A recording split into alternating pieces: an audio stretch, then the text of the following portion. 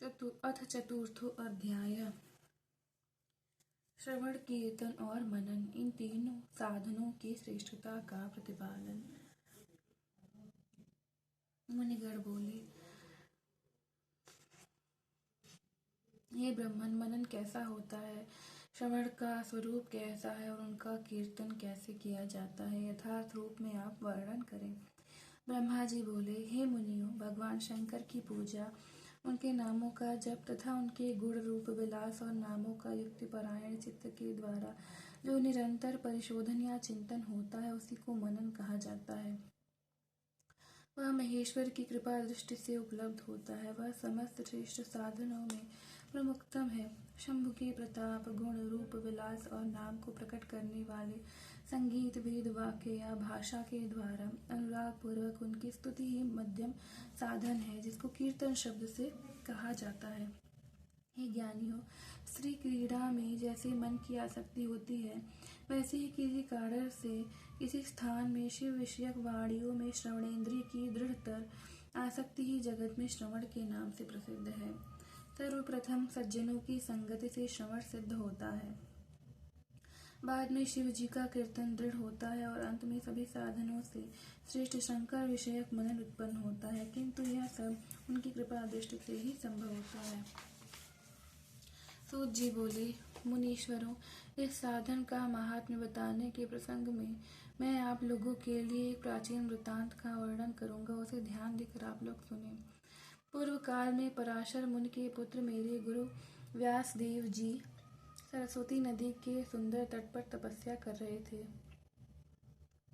एक दिन सूर्य तुल्य तेजस्वी विमान से यात्रा करते हुए भगवान सनत कुमार अकस्मात वहां आ पहुंचे। उन्होंने मेरे गुरुदेव को वहां देखा।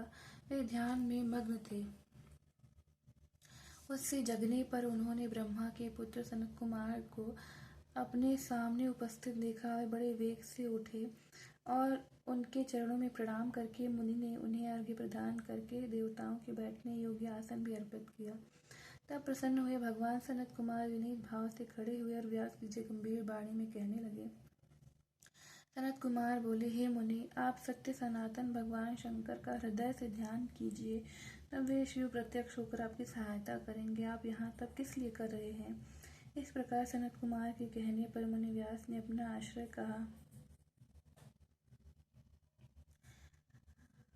मैंने आपकी कृपा से वेद सम्मत धर्म, अर्थ, काम और मोक्ष की कथा को मानव समाज में अनेक प्रकार से प्रदर्शित किया है। इस प्रकार सर्वथा गुरु स्वरूप होने पर भी मुझ में मुक्ति के साधन ज्ञान का उदय नहीं हुआ, यह आश्चर्य है। मुक्ति का साधन न जानने के कारण उसी के लिए मैं तपस्या कर रहा हूँ।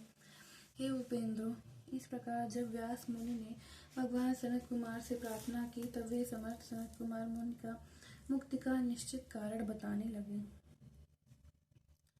भगवान शंकर का श्रवण, कीर्तन, मनन, ये तीनों महत्तर साधन कहे गए हैं। ये तीनों ही वेद सम्मत हैं।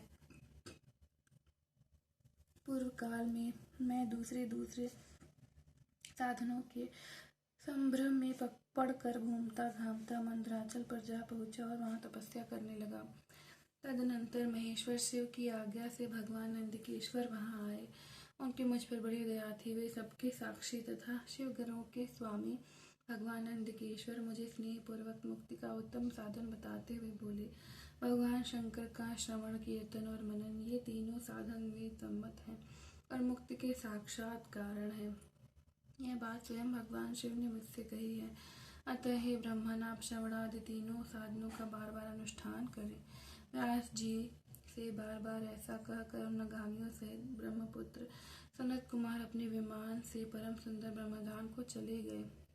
इस प्रकार पूर्व काल के इस उत्तम वृत्तांत का मैंने संक्षेप से वर्णन किया है। ऋषिगण बोले, हे सूत जी, आपने श्रवण आदि तीनों साधनों को मुक्ति का उपाय बताया है। जो मनुष्य श्रवण आदि तीनों साधनों में असमर्थ हो, वह किस उपाय का अवलंबन करके मुक्त हो सकता है और किस साधनभूत कर्म के द्वारा बिना यत्न के ही मोक्ष मिल सकता है?